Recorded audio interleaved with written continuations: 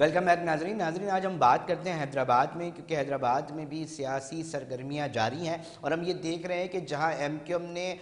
پکا قلعہ جو کہ ایک تاریخی حیثیت رکھتا ہے ادھر جلسہ کرنے کا اعلان کر رکھا ہے، تو آج جو ہے جماعت اسلامی کی جانب سے بھی جو ہے وہ بڑا جلسہ کیا گیا۔ بتایا جا رہا ہے کہ سراج الحق صاحب نے بڑا خطاب کیا، پیپلز پارٹی کو تنقید کا نشانہ بنایا، مسلم لیگ نون کو تنقید کا نشانہ بنایا، بڑے سوال بھی اٹھائے۔ اور اس وقت اوورال حیدرآباد کی کیا سیاسی صورتحال اس وقت سامنے ہے، چل رہی ہے، اس کے اوپر بات کرتے ہیں بیورو چیف حیدرآباد عرفان عرفی صاحب سے، جنہوں نے ہمیں ٹیلی فون لائن پہ جوائن کیا۔ بہت شکریہ عرفان صاحب، تھوڑا احوال تو بتائیں، چل کیا رہا ہے حیدرآباد میں؟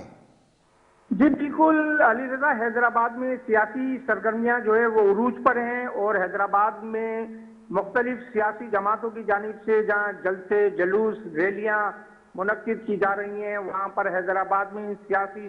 جماعتوں کے کارکنوں نے لطیف آباد اور حیدرآباد قاسم آباد کی شاہراہوں کو پارٹی کے ترانوں اور پارٹی کے جھنڈوں سے سجا دیا ہے۔ حیدرآباد کی مجموعی طور پر اگر بات کی جائے تو قومی اسمبلی کی 3 اور صوبائی اسمبلی کی 6 نشستیں ہیں، جس میں 13 لاکھ سے زائد ووٹرز ہیں، اور M Q M Pakistan, Jamaat Islami, Peoples party, Tehreek Labbaik اور دیگر سیاسی جماعتوں کے علاوہ آزاد امیدوار بھی انتخابات میں حصہ لے رہے ہیں۔ تو انتخابات میں گہما گہمی ہے۔ آج جماعت اسلامی کی جانب سے حیدرآباد میں ایک مکمل پاور شو کیا گیا، جلسہ عام تھا جس سے امیر جماعت اسلامی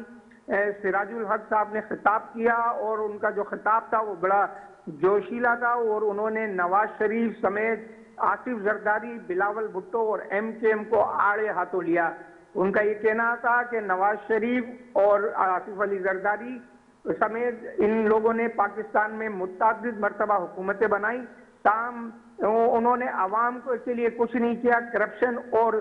دیگر جو معاملات تھے ان کو انہوں نے زیادہ فوکس کیا، اور اب ہم انشاءاللہ حکومت میں آ کر جو ہے وہ اسلامی عدل نافذ کریں گے، اور اسلامی انگریز کا جو قانون ہے اس کا خاتمہ کریں گے، اور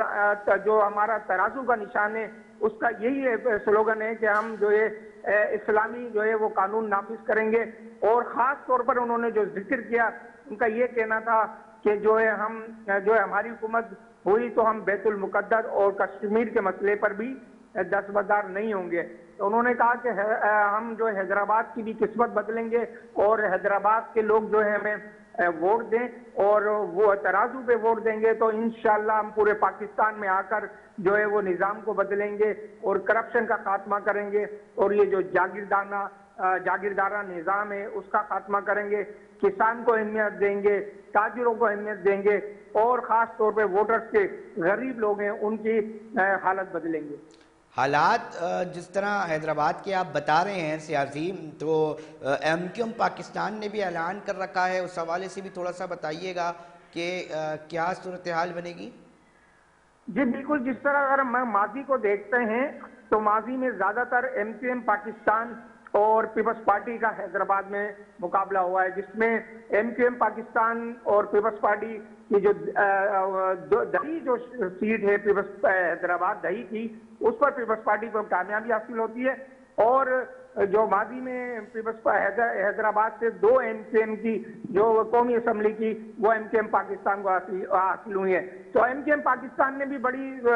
تیاریاں کی ہیں، ریلیاں چل رہی ہیں۔ 2 فروری کو ایم کیو ایم پاکستان نے تاریخی پکا قلعہ جس کے حوالے سے میں آپ کو بتاتا چلوں کہ پکا قلعہ میں جب بھی ایم کیو ایم نے الیکشن کی کمپین شروع ہے تو پہلا جلسہ پکا قلعہ حیدرآباد میں ہوتا ہے، تو اس کی تاریخ ہے۔ یہاں پر شہداء کی قبریں بھی ہیں، اور یہ گراؤنڈ اس لیے بھی اہمیت کا حامل ہے کہ یہاں پر ایم کیو ایم کے زیادہ تر جو ہے وہ جلسے جو ہے وہ بڑے جلسے ہوتے ہیں، اور اس وقت ابھی کچھ روز قبل ایم کیو ایم کے رہنما رؤف صدیقی نے پکا قلعہ گراؤنڈ میں ایک پریس کانفرنس کی تھی، اس میں انہیں کہا تھا کہ یہ جو جلسہ ہوگا ایم کیو ایم پاکستان کی تاریخ کا وہ واحد جلسہ ہوگا کہ ایم کیو ایم کے تمام جلسوں کو کے ریکارڈ ہی توڑیں گے۔ ایم کیو ایم کی جانب سے لطیف آباد کے NA19 سے جو ہے اپنا علیم خانزادہ صاحب ہیں، جو کہ قومی اسمبلی کے لیے رکن کے لیے الیکشن لڑ رہے ہیں، جبکہ صوبائی اسمبلی کے لیے بھی مختلف امیدوار ہیں. جہاں آخری سوال بتائیے گا عرفان صاحب مجھے کہ اس وقت کراچی میں بھی ہم دیکھ رہے ہیں تھوڑی سیاسی مخالفین کے درمیان جو ہے نا گرما گرمی جاری ہے, کہیں ایک آدھ واقعات گولی چلنے کے بھی ہو گئے ہیں, تو حیدرآباد کی اس طرح کی صورتحال, امن و امان کی صورتحال, سیاسی تصادم کے حوالے سے کیا خبریں ہیں وہاں پر, تھوڑا سا ناظرین تک پہنچائیں. جی ابھی تک تو حیدرآباد میں کوئی ایسا ناخوشگوار واقعہ نہیں ہوا ہے. سیاسی جماعتوں کے کارکن آپس میں جو ہے وہ ابھی مختلف مقامات پر, مختلف جگہوں پر جہاں جھنڈے لگا رہے ہیں, ترانے بجا رہے ہیں, آفیسز کھول رہے ہیں, کیمپ آفس بنا رہے ہیں, وہاں پر ابھی تک تو کوئی ایسی صورتحال نظر نہیں آئی. لیکن خاص طور پہ میں آپ کو اگر یہ بات بتاتا چلوں کہ اس وقت جو ایم کیو ایم پاکستان ہے اس کو اس کے سامنے جو پیپلز پارٹی کے علاوہ جماعت اسلامی ہے, تحریک لبیک ہے اور دیگر جو آزاد امیدوار ہیں وہ ان کے سامنے آئے تو وہ الیکشن کے حوالے سے جو ووٹوں کی جو ہے وہ حلقوں میں تقسیم ہوگی اور مختلف امیدواروں کو اس کا فائدہ ہوگا. جبکہ ایم کیو ایم پاکستان نے بعض جگہوں پر, اگر ہم حیدرآباد کی بات کریں یا اگر میر کو خاص کی بات کریں, اندرون سندھ کی بات کریں, تو بعض جماعتوں کے ساتھ سیٹ ایڈجسٹمنٹ بھی کیا ہے. اور اس حوالے سے ایم کیو ایم کے رہنماؤں کا کہنا ہے کہ ہم جو ہے سیٹ ایڈجسٹمنٹ کے ساتھ جو ہے یہ اپنا انتخابات میں بھی حصہ لے رہے ہیں. اور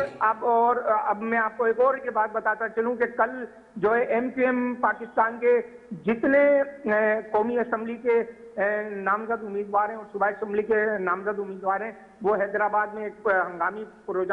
پروجم پریس کانفرنس کل کریں گے. جبکہ ایم کیو ایم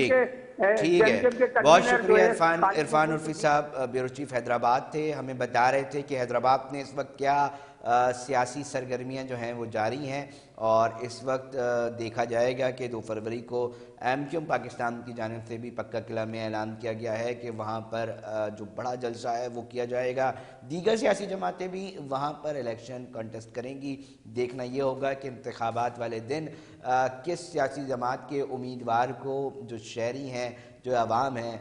وہ چنتے ہیں. ناظرین, پروگرام کا وقت جو ہے وہ اختتام کی طرف پہنچ چکا ہے. اپنے میزبان علی رضا کو دیجیے اجازت, ہم پھر حاضر ہوں گے, مختلف ایشوز آپ تک رکھیں گے, آپ تک پہنچائیں گے, کوشش بھی کریں گے کہ ان کے حل کیا ہیں. اپنا بہت خیال رکھیے گا. اللہ نگہبان.